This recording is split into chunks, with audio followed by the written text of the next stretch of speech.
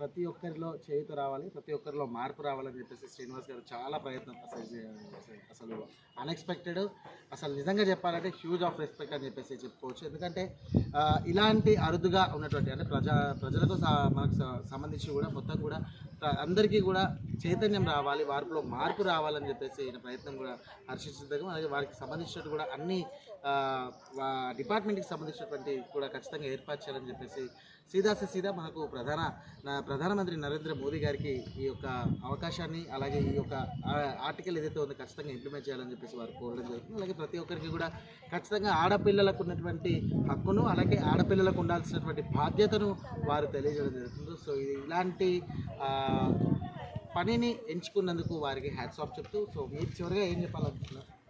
ఏం లేదండి, first of all గర్ల్స్కి రెస్పెక్ట్ చేయండి.